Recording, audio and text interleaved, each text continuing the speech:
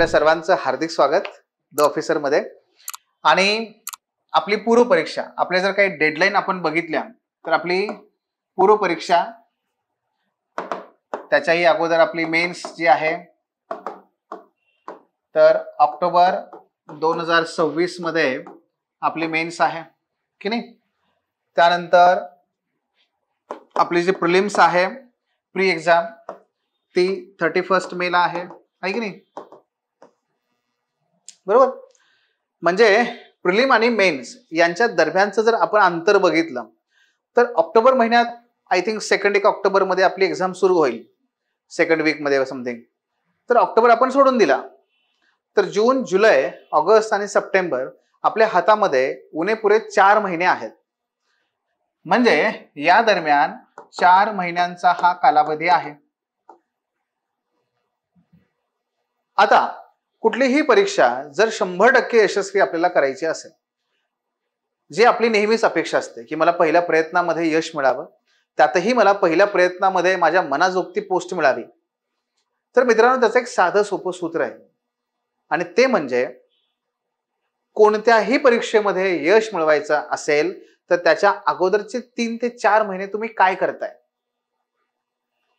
तर ते 3 ते 4 महिन्यामध्ये परीक्षेच्या अगोदरचे आपण फक्त एकच काम केलं पाहिजे, ते म्हणजे revision, revision, practice, practice, test, feedback, improvement, परत रिव्हिजन, परत प्रॅक्टिस, परत फीडबॅक, परत इम्प्रूव्हमेंट। आणि रिव्हिजनची स्टेज कधी येते? अभ्यासानंतर येते। म्हणून अगोदर अभ्यास झाला असला पाहिजे तर आपण ह्या स्टेजला पोहोचू शकतो। आयडियल उत्तर काय आहे? जर मला 2026च्या मेन्स मध्ये जर मला डेप्युटी कलेक्टर व्हायचं असेल, मला डीवायएसपी व्हायचं असेल किंवा मला माझ्या मनाजोगतं पद मिळवायचं असेल, आयडियल सिच्युएशन ही आहे की मुख्य परीक्षेचा अभ्यास माझा प्रिलिमला सुरुवात करण्या अगोदरच झाला पाहिजे।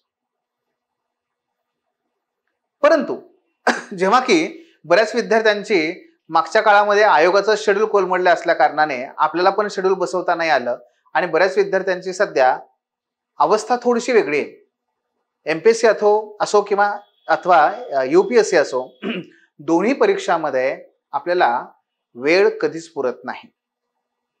जर आपल्यापैकी कोणी असं ठरवलं की नाही अरे नाही म्हणत होणार नाही बाबा, मी 27चा करतो, 27चा जरी करायचं म्हटलं तरी सुद्धा आपल्याला वेळ पुरत नाही, कारण ह्या परीक्षेचा आवाकाच तेवढा मोठा आहे आणि तो हेतुपूर्वक आहे, जाणीवपूर्वक आहे। परीक्षेला समजून घ्या। आयोगाने मुद्दाम या पद्धतीने तो सिलेबसची रचना केलेली आहे, यूपीएससी नंतर मग एमपीएससी। आणि त्याचं एकमेव कारण असं आहे की उद्या जेव्हा तुम्ही अधिकारी व्हाल तेव्हा अधिकारी झाल्यानंतर तुमचं काम हे सकाळी 10 ते संध्याकाळी 6:30 किंवा 6 इथपर्यंत असणार नाहीये। एका जिल्हाधिकारी साहेबांचा विचार केला तर त्यांच्याकडे किमान 150 पेक्षा जास्त ह्या कमिट्याच आहेत, तेवढ्यांचे ते अध्यक्ष असतात आणि ह्यांच्या बैठका 8 तास तर त्या जिल्हाधिकाऱ्याचा वेळ हा बैठक्यामध्येच जातो।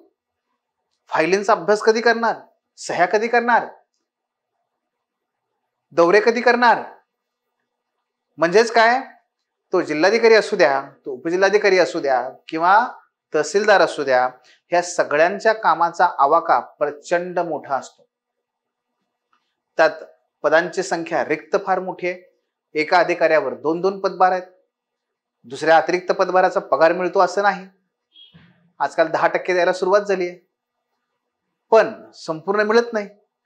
मग ऑलरेडी एकाचा जमेना त्यात दुसऱ्याचा भार अजून तुम्ही टाकला, त्याने लक्ष कधी द्यायचं स्वतःकडे, घराकडे आणि मग कामाकडे? पण तीच तर गंमत आहे। हे काही आपण जाऊन करणार आहे असं नाहीये। भारत जेव्हा स्वतंत्र झाला त्या 1947च्या पहिल्या दिवसापासून संपूर्ण प्रशासकीय व्यवस्थेवरती इतकाच मोठा ताण आहे। पण जेव्हा ताण असतो, कामाचा व्याप मोठा असतो, तरी सुद्धा या अधिकाऱ्यांनी कामं केली। आज जो भारत आपल्याला विकसित अवस्थेवरती जाताना पाहायला मिळतोय त्याच्यामध्ये जेवढं मंत्री महोदयांचं किंवा राजकीय पक्षांचं योगदान आहे तेवढंच प्रशासकीय अधिकाऱ्यांचं पण आहे। पण त्यांनी मग हे कसं केलं? तर त्यांनी जेव्हा कामाचा व्याप मोठा असतो तेव्हा गरज असते व्यवस्थापनाची।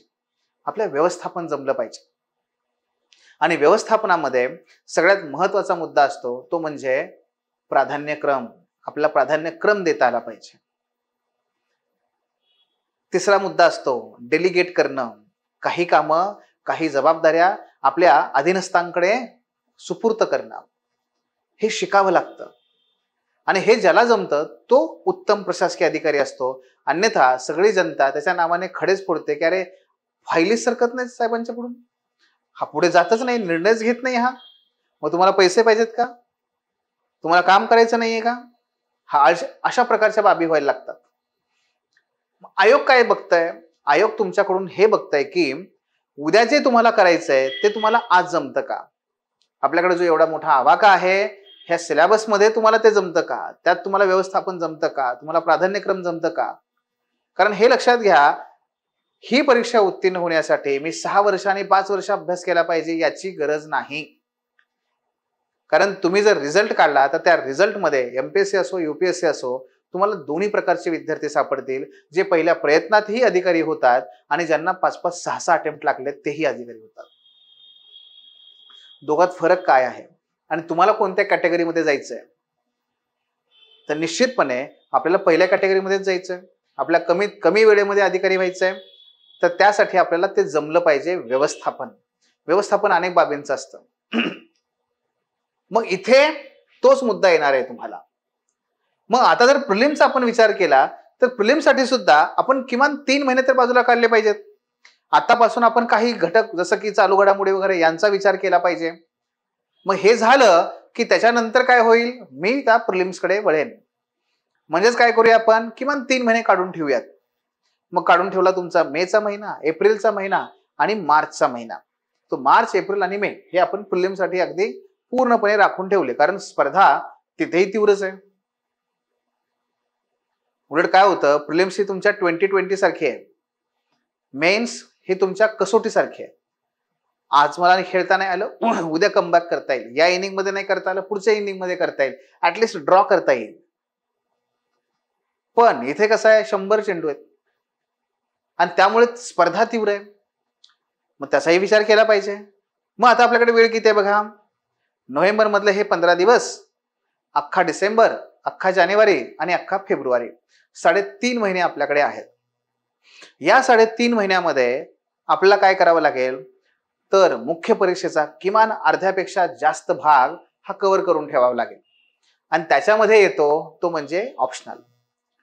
म्हणून मग ऑप्शनल जेव्हा आपण निवडतो आणि ऑप्शनलची तयारी करतो तेव्हा तो असा असायला पाहिजे की ज्याचं मुळात त्याला कमी वेळ लागतोय, क्रमांक 1. क्रमांक 2, जो आपल्याला जीएस मध्ये अनेक ठिकाणी उपयोगाला येतोय, जो माझं तिकडलंही भार कमी करतोय, तर तो प्रॅक्टिकल आणि वाईज डिसिजन ठरतो. आणि सोशॉलॉजी ह्या सर्वच निकषावरती अगदी 24% किंवा 24 कॅरेट खरा ठरतो.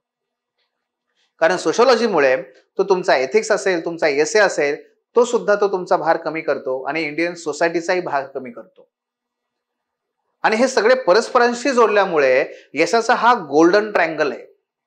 यशाचा गोल्डन ट्रायंगल काय असतो डिस्क्रिप्टिव्ह मेन्स मध्ये, तो म्हणजे तुमचा ऑप्शनल 1 बिंदू, दुसरा बिंदू तुमचा एथिक्स आणि तिसरा बिंदू तुमचा एसे. या गोल्डन ट्रायंगल वरतीच तुम्हाला यश मिळतं. या तिघावरती काम करायचंय. आणि जर आपण ह्या तिघांवरती आत्ता काम करू शकलो, या 3.5 महिन्यात काम करू शकलो, तर बघा आपले राहतात पेपर क्रमांक 1, 2 आणि 3, ज्याच्यामध्ये आहे इतिहास, भूगोल, राज्यशास्त्र, अर्थव्यवस्था, हे सगळे विषय तुमच्या प्रिलिम्सला पण आहेत. ते तुम्ही प्रिलिम्सच्या काळातही त्यांचा अभ्यास करणार आहात. आणि हे जे 4 महिने आहेत, ह्या 4 महिन्यातले 2 महिने अख्खे काढून ठेवायचे आपल्याला त्या उर्वरित 3 विषयांकरता, 3 पेपर करिता. आणि मग जे 2 महिने राहतील इथे, त्या 2 महिन्यामध्ये आपल्याला सर्व पुन्हा विषयांची रिव्हिजन करणं, टेस्ट देणं, फीडबॅक घेणं हे करता येईल. हे केलं तर डेफिनेटली आपल्याला आपली मेन्स चांगल्या पद्धतीने देता येईल आणि यशस्वी होता येईल. इथे लक्षात, कारण परीक्षा होणार, ते तुमच्यासाठी थांबणार नाहीत कुणाचा अभ्यास किती झालाय आणि कुणाचा अभ्यास किती नाही झालाय. आताच्या ह्या 25च्या मुख्य परीक्षा तर हीच मारामार आहे. जो कोणी जास्तीत जास्त सिलेबस कव्हर करेल, जो कोणी हुशारीने प्राधान्यक्रम ठरवून पुढे जाईल, तो यशस्वी आहे. तुम्ही बघा आता फार काही दूर नाहीये हे. आणि तशीच अवस्था ही 26च्या सुद्धा प्रयत्नात असणार आहे. त्यामुळे ती संधी दवडायची नाहीये. आपल्याला कुठेही शस्त्र टाकायचं नाहीये आणि असं तर बिलकुल म्हणायचं नाही मी 27 कडे जातो, बिलकुल म्हणायचं नाही. मी देणार, 26च देणार आणि माझा जेवढं प्राण मी करता येईल तेवढं देऊन मी यशस्वी होणार. आणि ही संधी आहे ती ग्रॅब करायची. आणि म्हणून याच्यानंतर जर इथे आपण 3 महिने याला सोडले तर मी जसं आता तुम्हाला सांगितलं तसं मग मार्च एप्रिल मे गेला तर फेब्रुवारी एंड पर्यंत आपल्याकडे वेळ आहे. फेब्रुवारी एंड पर्यंत आपल्याकडे वेळ आहे. हा तुमच्या ऑप्शनल जो आता मी तुम्हाला ट्रायंगल सांगितला मेन्सचा, तुमचा ऑप्शनल, तुमचा एथिक्स आणि तुमचा एसे, यासाठी आपल्याकडे हा वेळ आहे. तो जवळपास 3.5 महिन्याचा वेळ आहे. ठीक आहे. आणि मग याच्यात आपण आपला ऑप्शनल आता पाहूयात की सोशोलॉजी मग ह्या 3.5 महिन्यामध्ये कव्हर कसा करायचा आहे. सोशोलॉजी हा नक्की आहे तरी काय, त्यानंतर सोशोलॉजी मधून 3.5 महिन्यामध्ये आपल्याला जास्तीत जास्त गुण कसे मिळवता येतील, त्याचा एक थ्रेशोल्ड असतो की 300 पेक्षा जास्त गुण मला कसे मिळवता येतील. हा आपला दुसरा भाग असला पाहिजे. सोशोलॉजीचा अभ्यास करत असताना नक्की माझी सुरुवात कशी झाली पाहिजे, त्यानंतर सोशोलॉजीचा अभ्यास करत असताना मी काय चुका टाळल्या पाहिजेत आणि सोशोलॉजीचा अभ्यास करताना मी नक्की काय केलं पाहिजे, तो मार्ग कसा असेल, इतरांनी काय केलंय, ह्या सगळ्या बाबी आपल्याला या ठिकाणी पाहायच्या आहेत. ओके. तेव्हा या पुढच्या आपल्या प्रवासाला सुरुवात करूयात. तो म्हणजे आपला समाजशास्त्राचा ऑप्शनल. समाजशास्त्र. समाजशास्त्राची सर्वात चांगली गोष्ट काय माहितीये की समाजशास्त्र हा विषय जो आहे हा सामान्य शास्त्र आहे. हे काय आहे, हे सामान्य शास्त्र आहे, जनरल सायन्स आहे. जनरल सायन्स म्हणजे काय हे समजून घेण्यासाठी याच्या विरुद्ध शब्द आहे स्पेशल सायन्स, स्पेसिफिक सायन्स. तो काय असतो तर जसं फॉर एक्झाम्पल तुमचा हिस्ट्री, तुमचा जॉग्राफी, तुमचा पॉलिटी, तुमचा इकॉनॉमी, बघा हे समाजाच्या फक्त एकेका हिस्स्याबद्दल अभ्यास करतात. तुम्हाला जॉग्राफीमध्ये पॉलिटी नाही सापडणार, पॉलिटीमध्ये तुम्हाला इकॉनॉमी नाही सापडणार. का? कारण ते फक्त पॉलिटी काय करेल, फक्त पॉलिटिकल ऍस्पेक्ट अभ्यास करतं. जॉग्राफी काय करतं, फक्त भूदृश्यावरती, भूरूपावरती अभ्यास करतं. तुमचं हिस्ट्री फक्त ऐतिहासिक बाबीवरती फोकस करतं. म्हणून हे कसे आहेत, हे स्पेसिफिक सोशल सायन्सेस आहेत. पण सोशोलॉजी असा नाहीये. सोशोलॉजी काय करतो, हा तुमच्या संपूर्ण समाजाचा अभ्यास करत असल्या कारणाने, समाजाचा संपूर्ण अभ्यास करत असल्या कारणाने ते समाजशास्त्र आहे ते राजकीय घटनांचाही अभ्यास करतं, ते आर्थिक घटनांचाही अभ्यास करतं, ते भौगोलिक, नागरीकरण, औद्योगिकरण यांचाही अभ्यास करतं, ते धर्म याचाही अभ्यास करतं, ते संस्कृती याचाही अभ्यास करतं, ते इतर सर्वच घटकांचा अभ्यास करतं. पण मग जेव्हा एखाद्या विषयाला सर्वच घटकांचा अभ्यास करावा लागणार असेल तर ते प्रत्येक घटकामध्ये खोलात नाही जाऊ शकत. येते का लक्षात? ते खोलात नाही जाऊ शकत. यांना फक्त काय, फक्त इतिहासाचा करायचा आहे, याला फक्त भौगोलिक बाबींचा करायचा आहे, याला फक्त राजकीय बाबींचा करायचा आहे, तर त्याला सोपं आहे. मग ते काय करतं, तेवढं स्पेसिफिक पकडलं त्याने राजकारण, की राजकारणामध्ये आणखी सखोल आणखी सखोल आणखी सखोल आणखी सखोल जातं. त्याची खोली खूप जास्त आहे. पण समाजशास्त्रामध्ये ह्या सर्व बाबींचा अभ्यास करायचा असल्या कारणाने याची खोली फार नाहीये, याची खोली फार नाहीये. आता याचे फायदे काय होतात, याचे फायदे काय होतात? पहिला फायदा तो म्हणजे तुमच्या जीएस चे विषय आठवा. तुमच्या जीएस मध्ये इतिहास आहे, भूगोल आहे, सोसायटी आहे, राज्यशास्त्र आहे, IR आहे की नाही, अर्थशास्त्र आहे, इंटरनल सिक्युरिटी आहे, एन्व्हायरमेंट आहे, बायोडायव्हर्सिटी आहे, हे सगळे विषय, ह्या सगळे विषयांचा अभ्यास समाजशास्त्रामध्ये येतो. कारण ह्या सगळ्याच घटकांचा अभ्यास समाजशास्त्रज्ञांनी समाजशास्त्रामध्ये केलेला आहे. पण तो कसा केलाय, तो वरवरचा केलाय.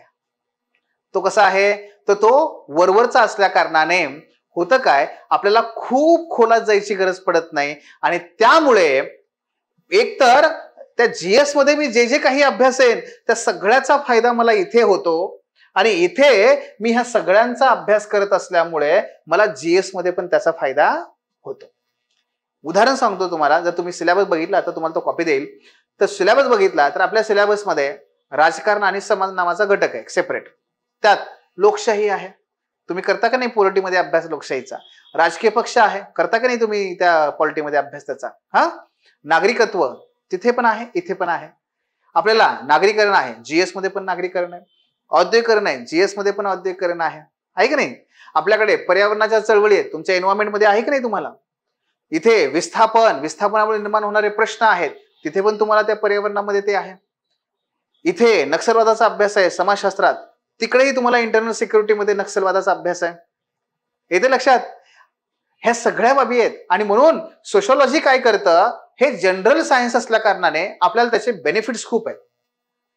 एकतर जीएस मध्ये सगळा अभ्यासाला फायदा होईल, पण सखोल जाण्याची गरज नाही. ह्या 10 संकल्पना आहेत, या 10 संकल्पनांचा अभ्यास करा, फिनिश. पुढच्या टॉपिक कडे चला.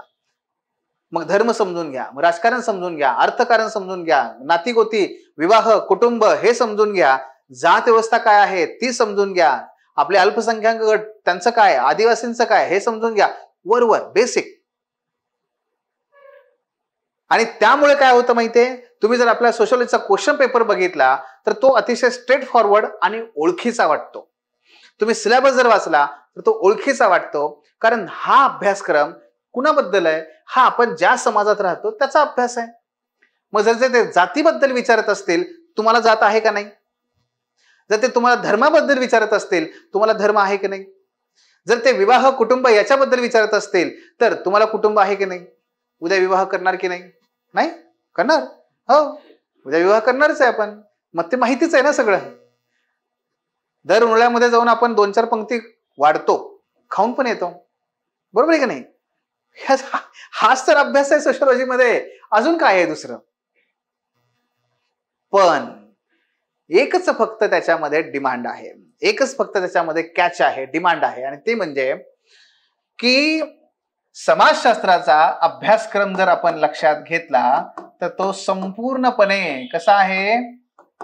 ओळखीचा आहे. ओळखीचा आहे, ज्ञात आहे. काय आहे? ज्ञात. अज्ञात काहीच नाहीये. फक्त याच्यामध्ये ते एकच बाब मागतात, ते म्हणजे तुम्ही ज्या गोष्टी दररोज अनुभवता, ज्या गोष्टी तुम्ही दररोज पाहता, त्याच्याकडे पाहण्याची एक नवीन दृष्टी फक्त विकसित करा. त्याच्याकडे पाहण्याची एक नवीन दृष्टी प्रदान करतात. आणि तो दृष्टिकोन, त्याला समाजशास्त्रीय दृष्टिकोन म्हणतात, तेवढा फक्त आपल्याला काय करायचं इथे विकसित करायचा आहे. हा समाजशास्त्रीय दृष्टिकोन विकसित झाला की आपलं काम संपलं. आपलं काम संपलं. जे दिसतं त्याच्या पलीकडे जाऊन पाहण्याची क्षमता ती विकसित करायची. उदाहरणार्थ जर आपण बघितलं, आपल्या घरी आई आणि वडील आहेत, तेच पती आणि पत्नी पण आहेत, बरोबर ना? तेच स्त्री आणि पुरुष पण आहेत. अरे 3 वेगवेगळ्या आयडेंटिटी. आता या आई आणि वडिलांकडे आपण नेहमी कसं बघतो? तुमच्या लेखी दोघांचं स्थान कसं आहे? समान आहे का असमान आहे? नक्की समान आहे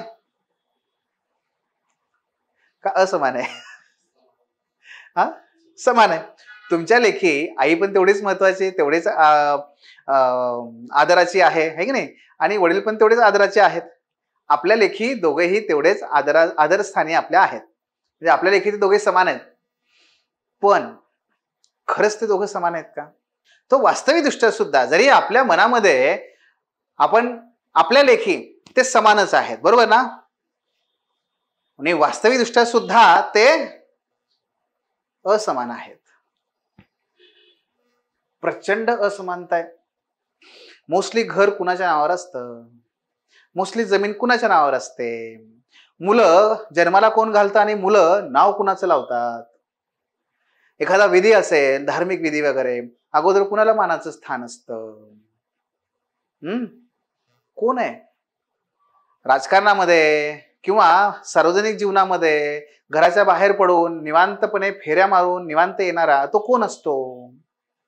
हे विशेष अधिकार कुणाला आहेत? लक्षात येतंय? हे समाजशास्त्र तुम्हाला शिकवतं की आई वडील पती पत्नी हे जरी दिसायला समान असले तरी ते समान नाही आहेत, ते असमान आहेत.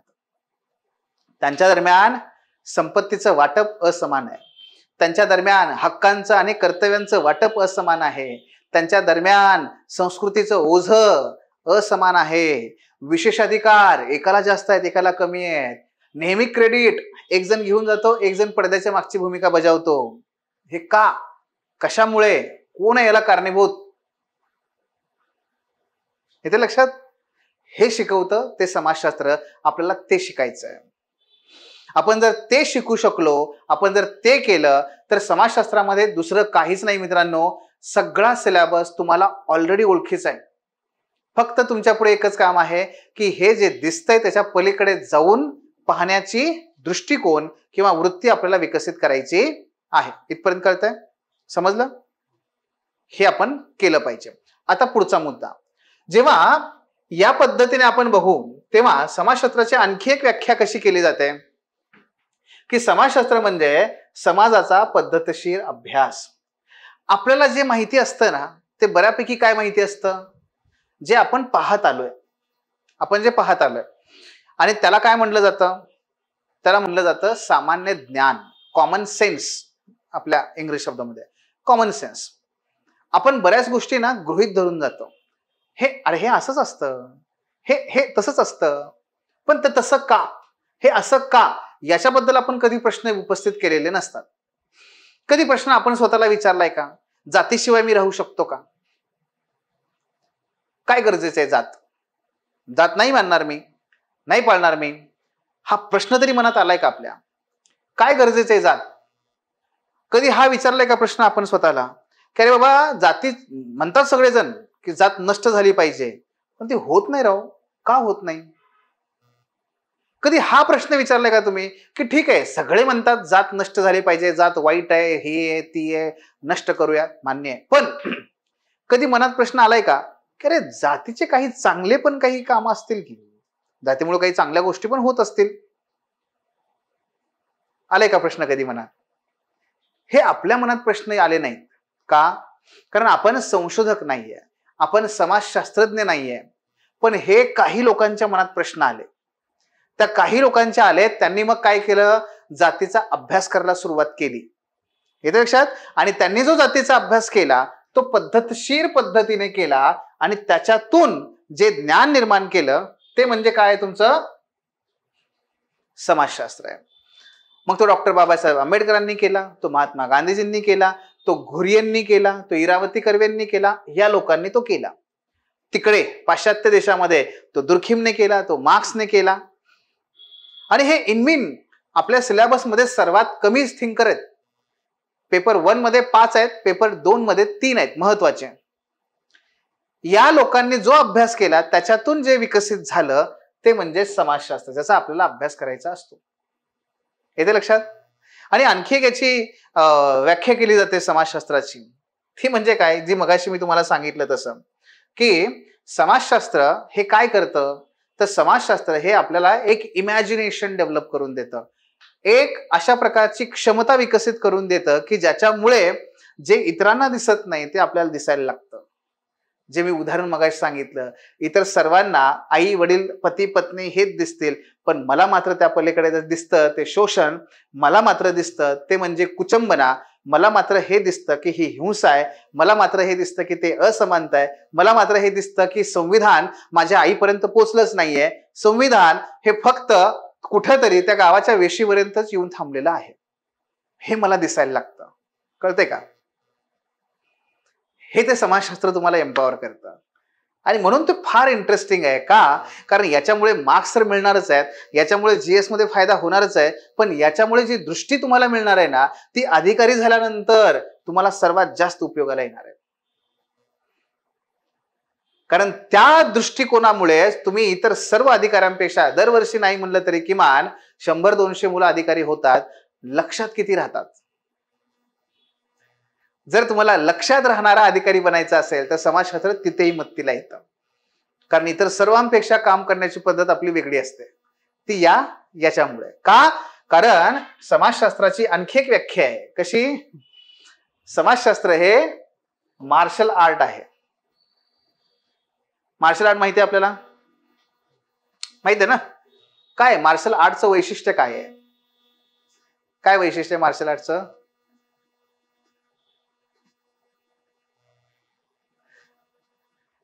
मार्शल आर्ट ही एकमेव अशी युद्ध कला आहे. जपानमध्ये, चीनमध्ये, भारतामध्ये प्रकार वेगळे आहेत, पण मूळ एकच आहे मार्शल आर्ट.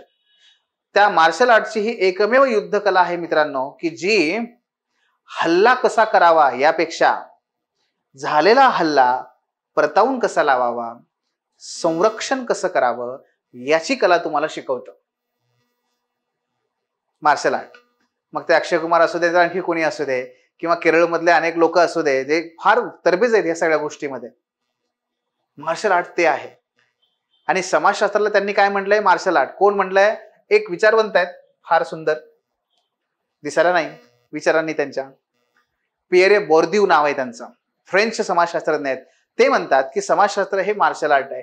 का? कारण या मार्शल आर्ट तुम्ही जेव्हा शिकून घेता तेव्हा तुम्हाला तुमच्या स्वतःचं तर संरक्षण करता येतच, पण तुम्हाला इतरांचं, कुणाचं, दुर्बल घटकांचं सुद्धा संरक्षण करायला जमतं.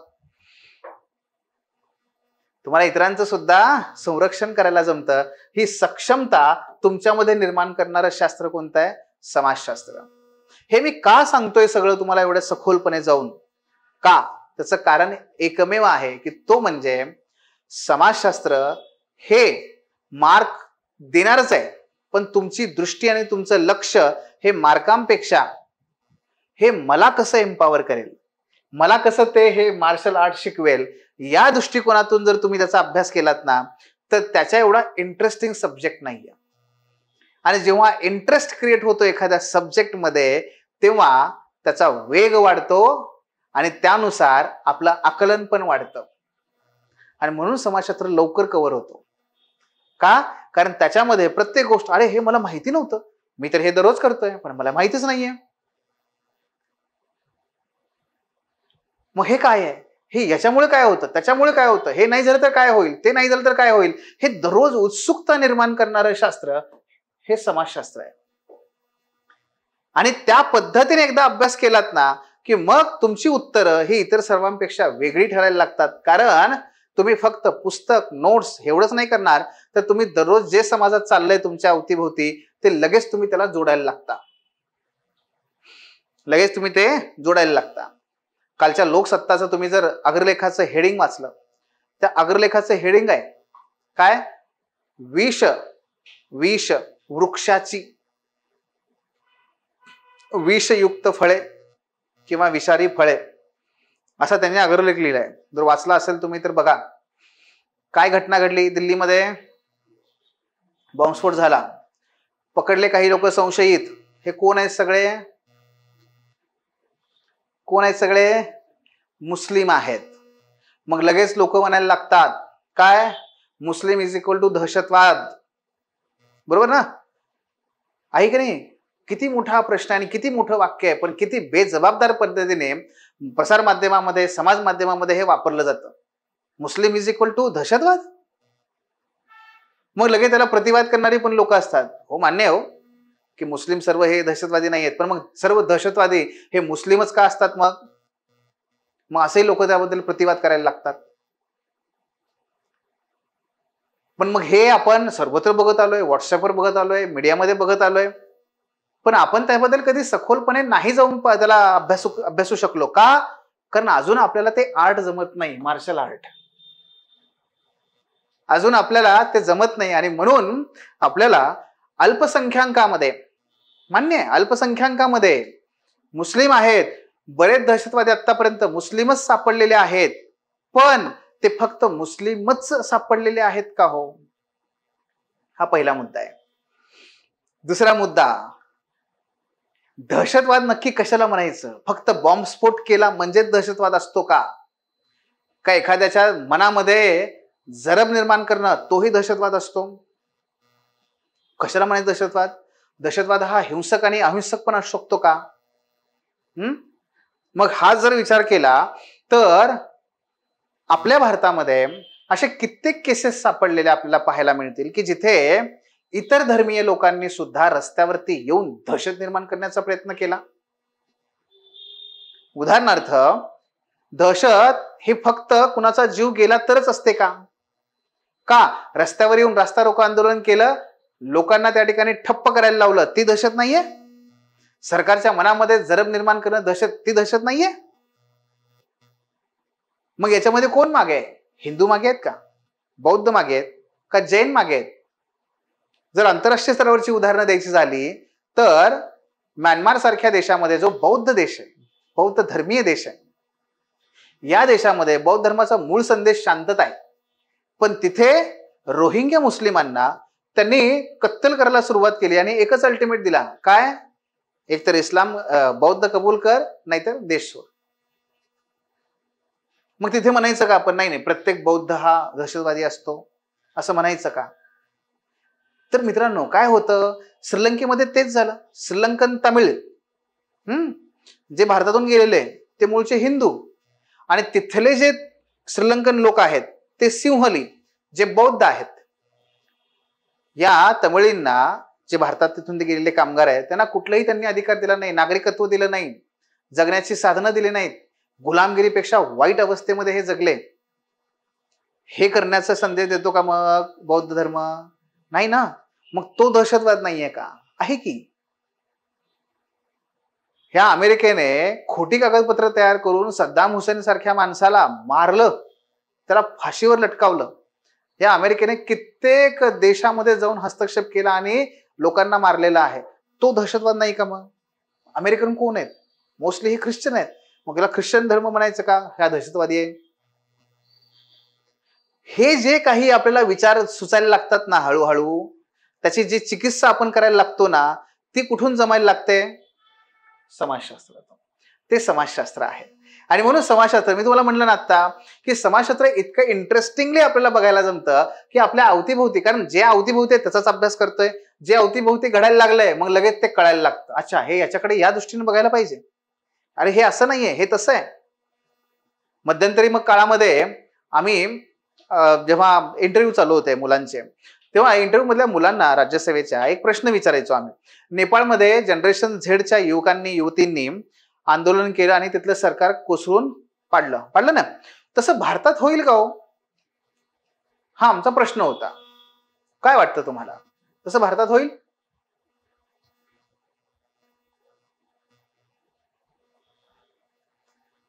होऊ शकेल का असं भारतात? नाही. नाही तर मग का नाही? हा काय काय संविधान, आणखी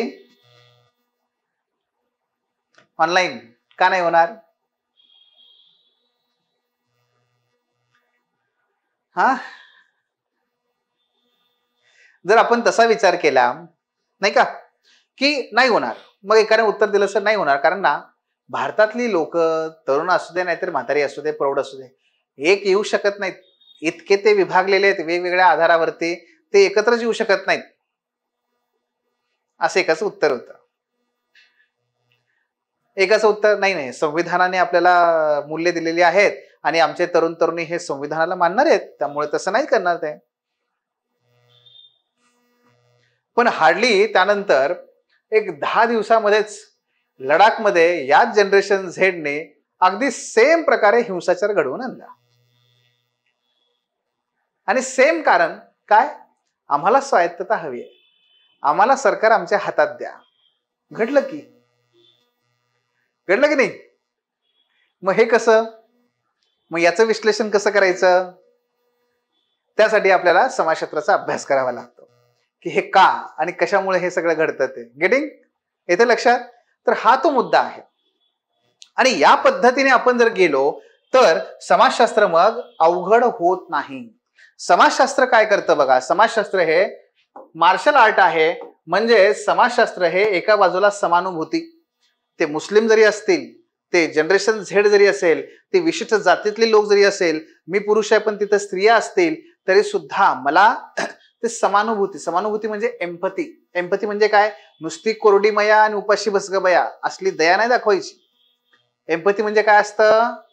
तर त्यांचं दुःख मी समजून घेऊ शकतोय, हा तो मुद्दा. आणि दुःख केवळ मी समजून नाही घेऊ शकत, तर त्याबद्दल मला काहीतरी करावंसं सुद्धा वाटतं. ते समानुभूती आणि टीकात्मक परीक्षण. मग नुसतंच मला मुस्लिम समुदायाबद्दलच्या त्याच्या वेदना, त्याचा क्रायसिस, का नेहमी मुस्लिम व्यक्तीलाच स्वतःचं राष्ट्रीयत्व किंवा राष्ट्रप्रेम सिद्ध करावं लागतं का? असं जर आपल्याला कोणी म्हटलं, कोणी हिंदूला कोणी म्हटलं, तर त्याला काय वाटेल? ही भावना मला समजते. ते समजणं म्हणजे काय? समानुभूती. पण पुढे जाऊन मी नुसतं त्या प्रेमाने करुणेने नाही बघणार. मी तसं काय करेन? चिकित्सक टीकात्मक परीक्षण पण करेन की मग असं का होतंय? असं का होतंय की काही मुस्लिम तरुण याला बळी पडतायत? असं का होतंय की काही मुस्लिम तरुणांचं ब्रेन वॉश सहजपणे केलं जात आहे? असं का होतंय? कोणती कारण आहे? त्याला कोण कारणीभूत आहे? समाज म्हणून माझं अपयश काही आहे का? शासनाचं काही अपयश आहे का? आमच्या शिक्षण संस्थांचं काही अपयश आहे का? ते करणं म्हणजे काय आहे? टीकात्मक परीक्षण. हे म्हणजे समाजशास्त्र आहे. येते लक्षात? आपल्याला हे सतत करत राहायचंय, ही चर्चा करत राहायची आहे आणि या माध्यमातून आपल्याला आपलाच समाज समजून घ्यायचा आहे. That is the sociology. Getting? तर ही पहिली बाब आहे, बेसिक बाब आहे की जे आपण इथं करू शकतो. त्यानंतर जर समाजशास्त्राचा आपण जर अभ्यासक्रम बघितला, या अभ्यासक्रम मी पुढे तुम्हाला दाखवेन असतो, पण हा जो अभ्यासक्रम आहे तो काही 2-3 भागामध्ये आपल्याला डिवाइड करता येतो. जर आपण पेपर 1चा विचार केला, पेपर 1, तर पहिला जो सेक्शन आहे याच्यामध्ये तो म्हणजे विचारवंत. आपल्याला विचारवंतांचा अभ्यास करायचा आहे. Marks, Durkheim, weber, Parsons, Merton असे 5 विचारवंत महत्वाचे आहेत आणि त्यात एक छोटासा मिडेक आहे. असे 6 विचारवंत आहेत. त्यांचे सिद्धांत, त्यांनी मांडलेल्या संकल्पना आपल्याला समजून घ्यायच्या. फार वेगळं नाहीये, उलट ते टूल्स आहेत. टूल्स म्हणजे कसं? तुमच्या ऍप, जे मोबाईलमध्ये ऍप असतात की नाही, त्या ऍपच्या माध्यमातून तुम्ही कार बोलवू शकता, तुम्ही बुकिंग करू शकता, तुम्ही खाणं मागवू शकता. मग ते टूल्स आहेत तुमचे. तसं हे आपल्याला टूल्स देणार आहे की ज्याचा वापर करून आपण आपल्या भारतीय समाजाकडे पाहू शकणार आहे. विचारवंत आणि आपल्या एकूण परीक्षेमध्ये सुद्धा आणि आपल्या पेपरमध्ये सुद्धा सगळ्यात महत्वाचे कोण असतील तर ते विचारवंत आहेत. इथे तुम्ही काय करायचंय? तर तुम्ही त्यांचे सिद्धांत आणि त्यांच्या संकल्पना या 2 बाबींवरती फोकस करायचा आहे. या 2 बाबींवर फोकस करायचा आहे. हे समजून घ्यायचं आहे. हा झाला पहिला भाग. दुसरा, त्यानंतर क्रमांक 2, इतर संकल्पना. इतर संकल्पना. फक्त संकल्पना आहेत पुढे आपल्याला. फक्त संकल्पना म्हणजे कसं कसं बघा, लिंग म्हणजे काय? लिंगभाव म्हणजे काय? जात म्हणजे काय? वर्ग म्हणजे काय? वंश म्हणजे काय? सामाजिक स्तरीकरण म्हणजे काय? समानता म्हणजे काय? असमानता म्हणजे काय? हा आपला सिलेबस. राजकीय पक्ष म्हणजे काय? दबाव गट म्हणजे काय? नागरिकत्व म्हणजे काय? लोकशाही म्हणजे काय? नागरिक समाज म्हणजे काय? क्रांती म्हणजे काय? चळवळ म्हणजे काय? हा आपला येते लक्षात? सगळ्या संकल्पना आहेत.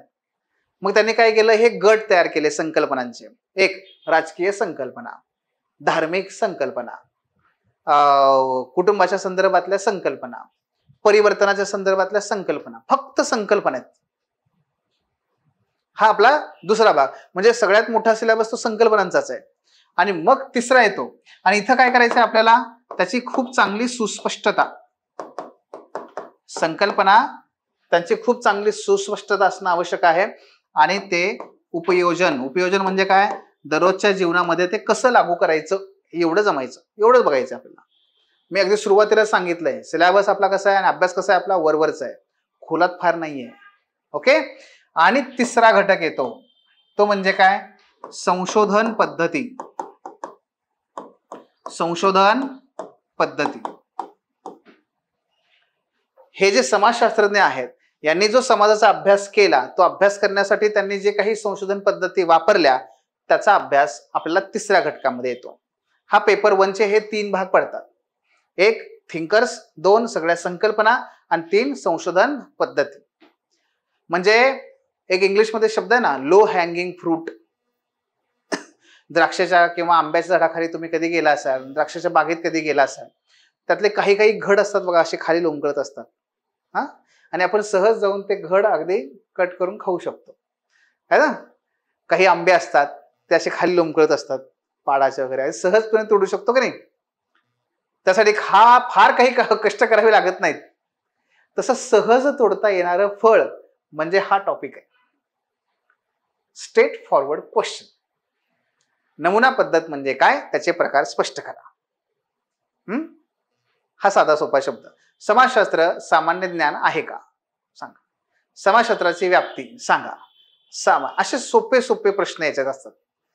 आणि हे कंपल्सरी 2 ते 3 जे आपले घटक आहेत त्यात हे येतं, आणि इथूनच सर्वात जास्त मार्क्स मिळतात. आणि हा किती दिवसात कव्हर होतो माहितीये? एका आठवड्यात.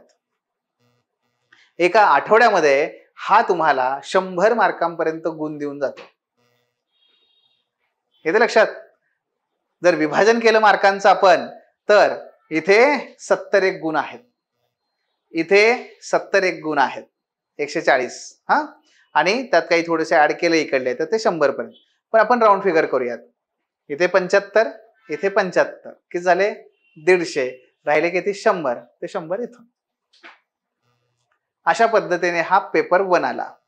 पेपर 1चं आणखी एक वैशिष्ट्य, ह्या ज्या संकल्पना आपण इथे बघणार आहे ना, स्तरीकरणाच्या, राजकारणाच्या, धर्माच्या आहेत, ह्या सगळ्या संकल्पनांपैकी मोस्टली संकल्पना पेपर 2 मध्ये आहेत तशा रिपीट आहेत.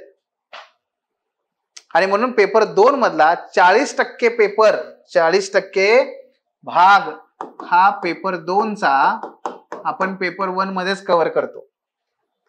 किती? 40%. हा इथेच कव्हर होतो. आणि त्यामुळे होतं काय, जसं की इथे धर्म आहे, तिकडे धर्म आहे, इथे राजकारण आहे, तिकडे राजकारण आहे, इथं परिवर्तन आहे, तिकडे परिवर्तन, सेम टॉपिक. इथं कुटुंब, तिथं कुटुंब, इथं विवाह, तिथं विवाह, सेम. त्यामुळे काय झालं, जर 40% तिकडला भाग माझा इथे कव्हर होत असेल तर माझं 40% काम वाचलं. जिथे की मुलं 2 पेपरचा अभ्यास करतात, मी फक्त 1 पेपर आणि इकडे अर्धा पेपर एवढाच अभ्यास करतोय.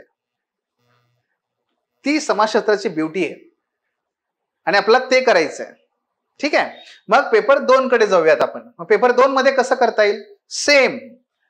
पहिला, तिथे सुद्धा विचारवंत आहेत. पहिला भाग विचारवंत. किती आहेत विचारवंत? फक्त 3. आणि त्यांच्या सोबत इतर काही विचारवंतांचं आपण त्यात ऍड केलं तर अजून 1 ते 2 3 आपल्याला त्यात ऍड करता येतील. मॅक्स खचून झाले 6. पण जे उरलेले 3 आहेत ना, त्यांनी त्यात सांगितले फक्त त्यांचे जातीविषयीचे विचार सांगा, एवढंच आहे. त्यामुळे ते फार लिमिटेड होतात. मूळ आहेत ते फक्त 3च आहेत. मग सेम आपल्या इथं काय करायचं आहे, विचारवंतांचे सिद्धांत आणि त्यांच्या संकल्पना या आपल्याला इथे अभ्यासायच्या आहेत. हा झाला पहिला भाग. हा पेपर कशाचा आहे? पेपर 2 भारतीय समाजाचा आहे. त्यामुळे त्यांनी काय सांगितलंय की भारतीय समाजाचा अभ्यास करणारे कोण आहेत आपले विचारवंत, ते तुम्ही अगोदर अभ्यासा. हे पहिलं सांगितलं त्यांनी. मग ह्या विचारवंतांनी भारतीय समाजाचा 2 प्रकारे अभ्यास केला. एक, की मूळ भारतीय समाज काय आहे, म्हणून दुसरा घटक येतो तो म्हणजे त्याची संरचना. त्याची संरचना. जसं की भारत कशापासून बनलाय? भारत हा कसला देश आहे? खेड्यांचा आहे की नाही. भारत हा खेड्यांचा देश आहे. मग खेड्यांचा अभ्यास करा. पण भारत काय बनतोय? नागरी बनतोय, म्हणून नगरांचा अभ्यास करा. म्हणून नागरीकरण आलं. खेड्यांचा अभ्यास आला आहे का नाही. त्याचबरोबर भारत मूळ कसा आहे? जातीवर आधारलेला समाज आहे, पण तो कसा बनू इच्छितोय? वर्ग व्यवस्थेवर, म्हणून वर्गांचा अभ्यास आला आहे की नाही. त्याचबरोबर भारतामध्ये या दोघांबरोबरच आणि या दोघांबरोबरच आणखी एक घटक आहे, तो म्हणजे आदिवासी, म्हणून आदिवासींचा अभ्यास आला. त्याला विसरून चालत नाही. आणि तसाच आणखी एक घटक आहे, तो म्हणजे धर्म. मग त्यात 2 आहेत, बहुसंख्याक असलेले हिंदू आणि अल्पसंख्याक असलेले शीख, इसाई, बौद्ध, जैन, मुस्लिम. हा तुमचा संरचनेचा घटक आहे. याचा अभ्यास करा म्हणजे तुम्हाला भारत कळेल नक्की तो काय आहे. आलं लक्षात? मग हा संरचनेचा दुसरा भाग आहे.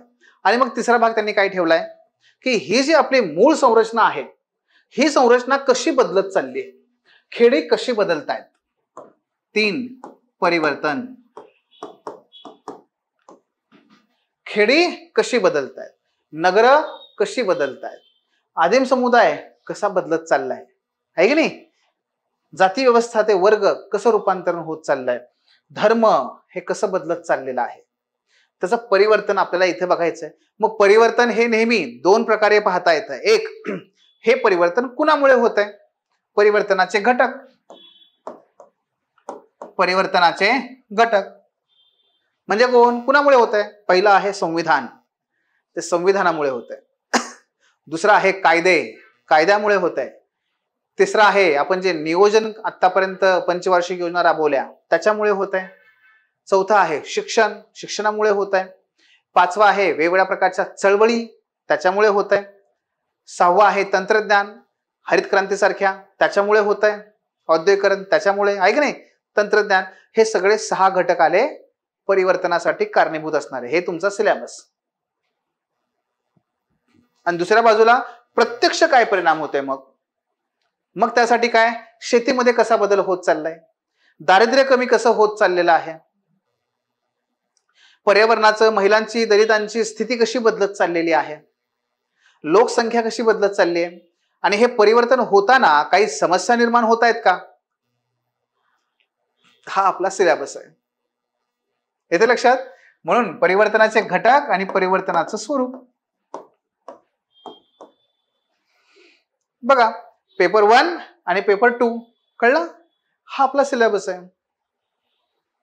ही त्याच्या पाठीमागची ती मूळ विचारधारा आहे की का अभ्यास करायचा त्याचा.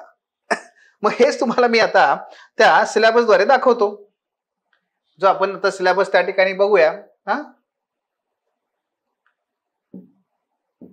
हे बघा आपला सिलेबस पेपर 1 मध्ये हा जो आहे तो मगाशी दाखवलेला घटक क्रमांक 3 संशोधन पद्धती, हे आपले घटक क्रमांक पहिला विचारवंत, आणि ह्या संकल्पना स्तरीकरणाशी निगडीत संकल्पना, आर्थिक जीवनाशी संकल्पना, राजकारणातल्या संकल्पना, धर्माच्या संकल्पना, नातदारी व्यवस्थेच्या संकल्पना आणि सामाजिक परिवर्तनाच्या संकल्पना.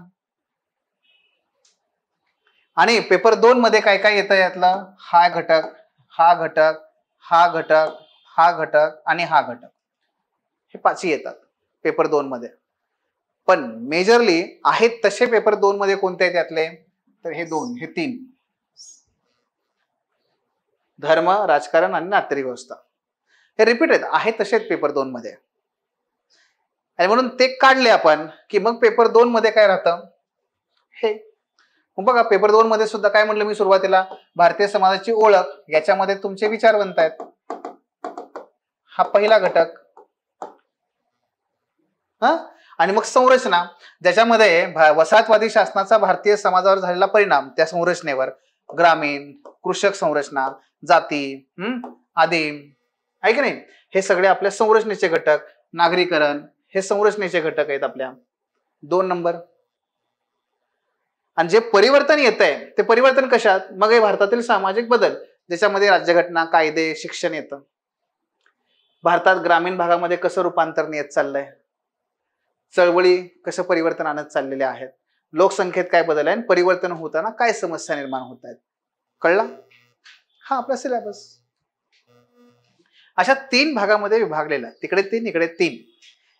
आणि का करायचंय हे सुद्धा आता आय थिंक तुम्हाला समजलेलं आहे की कशा पद्धतीने आपल्याला त्याला डील करायचं, टॅकल करायचं, बरोबर आहे का. तर तो मुद्दा. आणि मग हे जे आहे ह्या सगळ्या बाबी, जिथे आपण पाहत होतो की आपला अभ्यासक्रम, हे बघा हा आपला पेपर 1 दाखवला मी तुम्हाला आता, पेपर 2 त्यात पण तुम्हाला दाखवलं, ठीक आहे. तर हे मग एक मुद्दा मगाशी मी सांगितला तुम्हाला की मुळात सिलेबस छोटा आहे, मुळात ओव्हरलॅपिंग होणारा आहे, दुसऱ्या बाजूला आपल्याला तो ओळखीचा पण आहे. फक्त आपल्याला काय करायचंय, समाजशास्त्रीय परिप्रेक्ष्य, दृष्टिकोन विकसित करायचा आहे. तो दृष्टिकोन म्हणजे नक्की काय आहे तर आपल्याला ते बघायचंय. समाजशास्त्रीय परिप्रेक्ष्य हा दृष्टिकोन नक्की काय, आणि मग आयोगाची अपेक्षा सुद्धा, आता हा युपीएससीचा पेपर आहे, उद्या एमपीएससी पण अशाच पद्धतीने वापरणार. काय त्यांनी काय विचारलंय बघा ह्या प्रश्नपत्रिकेमध्ये, निम्नलिखित में से प्रत्येक प्रश्न का समाजशास्त्रीय दृष्टिकोन से संक्षिप्त उत्तर, write your answer with a sociological perspective. त्यांची डिमांड आहे. त्यांनी सांगितलंय आपल्याला की सोशोलॉजिकल पर्स्पेक्टिव्हनेच तुम्ही तुमचं उत्तर लिहा, एवढी एकच डिमांड आहे, बाकी काही नाहीये. ओके, प्रश्न स्टेट पण डिमांड ही आहे. मग हे कसं विकसित करायचं, तर हे विकसित करण्यासाठी, समाजशास्त्रीय परिप्रेक्ष्य विकसित करण्यासाठी क्रमांक 1 विचारवंत, त्यांचा अभ्यास, 2 कीवर्ड्सचा वापर, 3 उदाहरणांचा वापर आणि प्रत्यक्ष त्याचा सराव करायचा. उदाहरण सांगतो तुम्हाला. फॉर एक्झाम्पल, आपण मगाशी म्हटलं जाती व्यवस्था ही नष्ट झाली पाहिजे. तुम्हाला काय वाटतं, झाली पाहिजे? झाली पाहिजे. मग मी जाती व्यवस्थेवर समजा उत्तर लिहितोय आणि मी लिहिलं असं, जाती व्यवस्था नष्ट झाली पाहिजे. मग त्या परीक्षकाला असं वाटतं की अच्छा, म्हणजे हे विद्यार्थ्याचं म्हणणं आहे की जाती व्यवस्था नष्ट झाली पाहिजे. पण त्याच्या लेखी कोण आहे? आपण विद्यार्थी. तो फार भाव देत नाही त्याला. मग त्याला समाजशास्त्रीय परिप्रेक्ष्यातून लिहायचं म्हणजे काय करायचं? मग मला पहिला काय सरांनी सांगितलं, विचारवंत. मग मी आता तेच वाक्य बघा असं म्हणतो, डॉक्टर बाबासाहेब आंबेडकर यांच्या मते जाती व्यवस्था नष्ट झाली पाहिजे. आता मात्र परीक्षकाचा नाही, आपल्या सगळ्यांचाच, भारताचा बाप त्या ठिकाणी आम्ही बसवला. काय झालं? विचारवंत आले. फरक पडला का नाही दोन वाक्यात? नुसतं असं म्हणणं की जाती व्यवस्था नष्ट झाली पाहिजे आणि असं म्हणणं डॉक्टर बाबासाहेब आंबेडकरांच्या मते जाती व्यवस्था नष्ट झाली पाहिजे, त्याला ते खोडूनच काढता नाही येणार.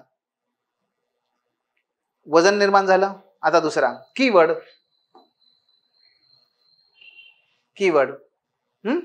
मग कीवर्ड म्हणजे काय? तर बाबासाहेबांनी असा काही एखादा शब्द वापरलाय का की जो मी वापरला तर आणखी माझ्या वाक्याला वजन प्राप्त होईल? उदाहरणार्थ आपण काय वाक्य वापरलं, जाती व्यवस्था नष्ट झाली पाहिजे, है ना, जाती व्यवस्था नष्ट झाली पाहिजे. पण आता मी तेच वाक्य मगाशी तुम्हाला दाखवलं की डॉक्टर बाबासाहेब आंबेडकर यांच्या मते जाती व्यवस्था नष्ट झाली पाहिजे. मी विचारवंत ऍड केला पण कीवर्ड ऍड नाही केला. तो आता मी ऍड करतो बघा. डॉक्टर बाबासाहेब आंबेडकर यांच्या मते जातीचा अंत झाला पाहिजे. का? कारण त्यांचं पुस्तक आहे ॲनिलेशन ऑफ कास्ट, जातीचा अंत. मग हा झाला कीवर्ड. मग त्याला अरे ह्याचा अभ्यास आहे, मग तो प्रभाव पडला. मग आपण 70% मुलांपेक्षा आपलं उत्तर वेगळं झालं. कळलं का? जातीचा अंत झाला पाहिजे बाबासाहेबांच्या मते, हे इथपर्यंत आलं. अजून पुढे आपण काय, उदाहरण आणि केस स्टडी. नुसतं म्हणायचं नाही आपल्याला की डॉक्टर बाबासाहेब आंबेडकर यांच्या मते जातीचा अंत झाला पाहिजे. आपण तिथं उदाहरण पण देऊया की इथं हे ऍक्च्युअल घडलंय, तर इथं सर्व ठिकाणी आपण ते करू शकतो. उदाहरणार्थ मग असं कसं लिहायचं वाक्य? आता बघा, डॉक्टर बाबासाहेब आंबेडकर यांच्या मते जातीचा अंत झाला पाहिजे, जे प्रत्यक्षात अस्तित्वात देखील आलेलं आहे किंवा शक्य झालेलं आहे. उदाहरणार्थ विदर्भातील अजात समूह. विदर्भामध्ये यवतमाळ, त्यानंतर अकोला या भागामध्ये मागच्या काही वर्षामध्ये मागे एक अजात नावाचा एक समुदाय उदयाला आला की ज्याने आपल्या जातीचं आयडेंटिटी सोडून दिली आणि त्यांनी स्वतःला फक्त एक त्यांनी नाव त्या ठिकाणी वापरलं, ते म्हणजे अजात. जात न मानणारे आणि जातीला धारण न करणारे लोक म्हणजे अजात. म्हणजे शक्य आहे. मी उदाहरणासह पटवून दिलं. मग मी काय केलं, 99% मुलांना माझ्या मागे पाडलं. परीक्षकाला प्रभाव पडायलाच पाहिजे, त्याने मार्क्स मला 2 जास्त दिलेच पाहिजे. काय केलं मी, बाबासाहेब, जातीचा अंत, आजादचं उदाहरण, आणि हे सगळं मला कधी जमेल जेव्हा मी उत्तराचा सराव करेन. त्याच्यातून माझं येतं समाजशास्त्रीय परिप्रेक्ष्य. कळलं? ते आपल्याला फक्त करायचं आहे, हे शिकायचं आहे.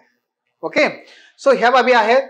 त्याचबरोबर आणखी काही आपल्या म्हणजे पूर्वीचे बरेच उदाहरणं आपलं आहेत की जे या विद्यार्थ्यांनी ऑलरेडी केलेलं आहे आणि हे करूनच ते यशस्वी झालेले आहेत. मग ज्यामध्ये आदिती चौगुले असेल, जिला गेल्या वर्षी 63वी रँक मिळाली. त्यानंतर सूरज असेल, ज्याला 2018-19 बॅचचा आपला विद्यार्थी आहे, तो 2023च्या याच्यामध्ये 706 त्याची रँक आहे. त्याचबरोबर हे आहे आपला ओंकार आहे, त्याला त्या पद्धतीने रँक मिळालेली आहे. तर हेच नाही तर असे अनेक विद्यार्थी आहेत की ज्यांनी आतापर्यंत हे सर्व अचीव केलेलं आहे. गेल्या 14 वर्षांपासून समाजशास्त्र हा विषय मी शिकवतोय आणि 14 वर्षापासून अनेक विद्यार्थी वेगवेगळ्या पदावरती, कोणी महाराष्ट्राच्या बाहेर, कोणी महाराष्ट्राच्या आत, MPSC UPSC या माध्यमातून ते पदावरती आहेत.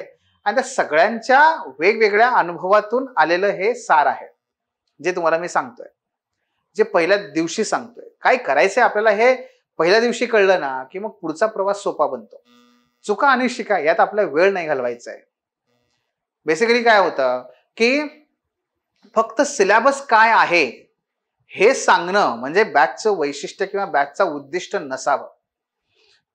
कारण ते आज युट्यूब वरती याचं त्याचं कुणाच तरी लेक्चर मिळतं. आज आपल्याला कुठे ना कुठेतरी पुस्तक, कुणाचे नोट्स मिळतात. अहो ते मी सहज वाचू शकतो सर, कदाचित मला 2 गोष्टी नाही कळणार, पण फक्त सिलेबस संपवणं हे बॅचचं वैशिष्ट्य असू नये आणि उद्दिष्ट असू नये.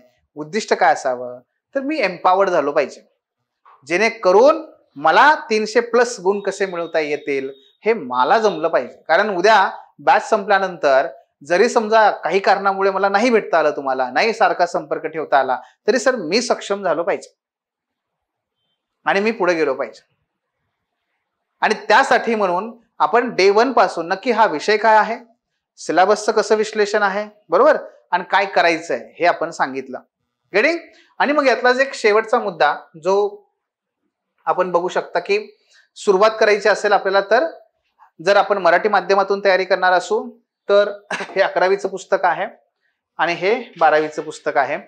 याचा फायदा तुम्हाला इंडियन सोसायटीमध्ये सुद्धा होईल. शिवाय याचा पहिला फायदा, भाषा फार सोपी आहे, अशाच प्रकारची भाषा आपल्या उत्तरात पाहिजे. दुसरं, याच्यामधून खूप सोपी सोपी उदाहरणं त्यांनी दिलेली आहेत, त्यातून संकल्पना सहजपणे क्लिअर होतात, ते सुद्धा आपल्याला करता येतं. आणि त्यामुळे सुरुवात जर करायची असेल तर तेथून पण करू शकता, किंवा या दोन्ही पुस्तकांना आपल्या सिलेबसमध्ये इंटिग्रेट करता येतं. म्हणजे सेपरेटली न वाचता याला इंटिग्रेट करायचं आपल्या सिलेबसमध्ये. ठीक आहे. म्हणजे कसं की हे पुस्तक सगळं नाही वाचायचं. समजा उद्या मी जातीव्यवस्थेचा अभ्यास करतोय की नाही, तर जातीव्यवस्थेचा कुठे चॅप्टर आहे, हा याच्यामध्ये, तेवढाच चॅप्टर मी जातीव्यवस्थेचा इथून वाचला. मग जातीव्यवस्थेचा मी पहिला चॅप्टर स्टेट बोर्ड वाचला, त्याच जातीव्यवस्थेचा दुसरा चॅप्टर मी आगलावेसांच्या पुस्तकातून वाचला, तोच जातीव्यवस्था चॅप्टर मी आपल्या नोट्स मधून वाचला. सर मी तिन्ही मधून जातीव्यवस्थेचा चॅप्टर वाचला. मला पुस्तकं संपवायची आहेत का, मला सिलेबस संपवायचा आहे. कटिंग. पुस्तकं आपसुकच संपणार आहेत ना, कळतंय. तर तो आपला फोकस असला पाहिजे. तसंही तुम्ही करू शकता, किंवा वेळ असेल तर सुरुवातीला तुम्ही हे पटकन वाचू शकता. हार्डली 2-2 दिवसात एक पुस्तक संपतं. कारण फक्त वाचायचंय, नोट्स नाही काढायच्या, त्याचं काही फार समजून घ्यायचं नाहीये, ते आपण करणारच असतो. ठीक आहे. आणि NCERT ज्यांना इंग्लिश वगैरे जमतं किंवा ज्यांना करायचं आहे, तर त्यांना इयत्ता 12वीचं हे NCERT आहेत. ऍटलिस्ट त्या इंडियन सोसायटीसाठी उपयोगाला तुम्हाला नक्की येतात. आणि 11वीच्या पण NCERT आहेत. त्या 11वीच्या NCERT पण आपल्याला सोशलॉजीसाठी उपयोगाला येतात. बट डिपेंड की तुम्हाला ते इंग्लिशचा किती भीती आहे किंवा इंग्लिश तुमची कशी आहे, तर ते ऑप्शनल आहे, तुमच्यावर डिपेंड आहे. करायचं असेल तर नक्की करा. त्यात कसं करायचं तेही सांगेन. नसेल करायचं काही अडचण नाहीये, आपण आपल्या नोट्स मधून सगळ्या गोष्टी कव्हर केलेल्या असतातच. गेटिंग. तोही भाग त्यातला असतोच. सो अशा पद्धतीने जर ह्या बाबी बघितल्या तर हा एकूण सगळा पट म्हणजे काय आहे, आपला समाजशास्त्राचा भाग आहे. संदर्भ ग्रंथाचा विचार केला तर फार काही पुस्तकं वापरायची नाही, फार पुस्तकं वाचायची गरज नाहीये. सगळ्यात पहिला बेस बनवा आपल्या क्लास नोट्सला. आपल्या क्लास नोट्सला बेस बनवा आणि क्लास नोट्स मध्ये मग तुम्हाला वाटलं तर ऍडिशन करा. आपल्या PPT आणि आपलं डिस्कशन, लेक्चर चालू असताना नेहमी आपला पेन हलता पाहिजे, नेहमी आपले उदाहरणं वहीत पाहिजेत. ठीक आहे, हे पाहिजे. हे असेल तर डेफिनेटली आपल्याला रिझल्ट येतो. फार वाचायची गरज नाहीये, फार वाचलं म्हणजे पास होतं असं नाही. पुन्हा मी तुम्हाला पहिल्या मुद्द्याकडे घेऊन जाईन. कुणाला 5 वर्ष लागतात, कुणाला 1 वर्षात पोस्ट निघते. आणि हे निश्चित आहे की जो 1 वर्षात पोस्ट काढतोय ना, तो कमीच वाचन असतं, पण जे वाचलेलं असतं त्याने ते नेमकं मुद्द्याचं वाचलेलं असतं. कळतंय? त्यामुळे खूप मागे लागायचं नाही, अरे हे पण पुस्तक, ते पण पुस्तक, ह्याच्याकडे त्याच्याकडे, हे बिलकुल नाही. तुम्हाला मी प्रत्येक टॉपिक नुसार हा टॉपिक कोणत्या पुस्तकात कोणत्या पेज नंबरवर आहे एवढं तुम्हाला सांगणार आहे. ते रिडिंग सजेशन असणार आहे. त्यामुळे त्यात बिलकुल चिंता करायची नाही. आपण आपल्या पद्धतीने पुढे जायचं. ठीक आहे? तर ते करायचं आहे. पण ही पुस्तकं आहेत, या पुस्तकांच्या माध्यमातून आपल्याला पुढे जायचंय. पण ही पुस्तकं एकदा खरेदी करायची नाहीत. पहिल्यांदा कुठलं करायचं, कसं करायचं तेही तुम्हाला मी सांगेनच. ठीक आहे? YCM मध्ये सुद्धा निवडक आहेत. अकलव्य सरांचं पुस्तकातले निवडक चॅप्टर करायचे आहेत. सगळं करायचं नाहीये. आणि आपलं टेलिग्राम चॅनल आहेच आहे, सोशियोलॉजी बाय अमोल घोडके. याच्यावरती तुम्हाला सगळ्या पुस्तकांच्या PDF मिळतात. त्यानंतर तुम्हाला तिथे इंडेक्स मिळतात. दररोजचं करंट अफेअर्स मधले आर्टिकल पण मिळतात. तुम्ही ते सर्च करू शकता आणि त्यानुसार पुढे जाऊ शकता. तर हेही आहेच आहे. तुमच्याकडून अपेक्षा काय आहेत? हो, अपेक्षा आहेत. बेसिक आहे, सातत्य, जे आपण टार्गेट तुम्हाला दिलेले असतात, कारण ही संपूर्ण बॅच टार्गेटेड आहे. जर आपल्याला ती 3.5 महिन्यात कव्हर करायची असेल तर आपल्याला टार्गेटेडच जावं लागतं. त्यामुळे तुमच्याकडून तेवढ्याच मेहनतीची, सातत्याची अपेक्षा आहे. मान्य आहे, कधी आजारपण असतं, घरातली काही कामं असतात, अनअवॉइडेबल, त्यावेळी ठीक आहे, समजू शकतो. पण दररोजच काहीतरी आलं तर असं नाही चालणार, कारण अधिकारी व्हायचंय, नाही का? फक्त इच्छा बाळगायची नाहीये. त्यामुळे दैनंदिन टार्गेट, उत्तर लिहिणं, चुका करणं, चुका करा. चुका कोण करतं माहितीये? जो प्रयत्न करतो तो. आणि प्रयत्न केल्याशिवाय चुका होत नाहीत. चुका झाल्याशिवाय त्या दुरुस्त होत नाहीत. आणि दुरुस्त झाल्याशिवाय आपण पुढे सक्षम होत नाही, यशस्वी होत नाही. म्हणून चुका करा. आपल्या कल्चरमध्ये तो फार मोठा प्रॉब्लेम आहे. आपल्या कल्चरमध्ये काय आहे, लहान मुलांना अरे पडशील म्हणल्यानंतर ते पुढे जातच नाही ना. बरोबर आहे का? अरे हे करू फुटेल ग्लास पडेल, ते पाडणार खाली. घाबरून पाडतं ते. म्हणजेच काय की चुका या बाबतीत ना आपला समाज फार मागास आहे. अरे पण तो चुकू दे, चुकल्याशिवाय शिकणार कसा, पडल्याशिवाय सायकल येणार कशी, आहे की नाही? तो प्रकार आहे. म्हणून चुका करा. म्हणजेच काय, तुम्ही त्या ठिकाणी ते प्रयत्न करणार आहात, ह्या बाबी मला तिथे समजतील. ओके? दररोज एक क्वेश्चन पेपर आणि दररोज सिलेबस वाचा. एकच वाचायचा फक्त. म्हणजे आज पेपर पहिल्याचा सिलेबस वाचला तर पहिलाच पेपर वाचा, क्वेश्चन पेपर. उद्या पेपर दुसऱ्याचा सिलेबस, उद्या दुसऱ्या पेपरचा क्वेश्चन पेपर. 13 झाला, मग 14, मग 15, मग 16, असं ते करत जायचं. दररोज वाचत राहायचं. सध्या UPSCचेच क्वेश्चन पेपर आपल्याला आधारस्तंभ आहेत, पण निश्चितपणे तेवढी काठिण्य पातळी MPSCची असणार नाही. आपली काठिण्य पातळी ही खूप कमी असेल. जर गणितामध्ये ABCD या प्रकारचे प्रश्न असायचे का? अ म्हणजे खूप सोपे, ड म्हणजे खूप डिफिकल्ट, तर UPSC ही D प्रमाणे आहे. पण MPSC कशी असेल? B मोस्टली आणि 1, 2, 2, 3 C प्रमाणे. तर B आणि C प्रकारचे आपले प्रश्न असतील. अशी ही आपली परीक्षा असणार आहे. तर बिलकुल त्यात फार टेन्शन घ्यायचं नाही. पण वाचायचं मात्र आता सध्या तरी तेच क्वेश्चन पेपर आपल्याला आहेत आणि त्याच पद्धतीने जायचं. ठीक आहे? सो तुमचे काही प्रश्न असतील तर विचारू शकता. चालेल, मग उद्या भेटूयात सकाळी 11 वाजता सर्वजण. Yes, bye bye. Thanks for watching. If you found this video valuable, don't forget to like, share and subscribe our channel. The Officer, your personal mentor.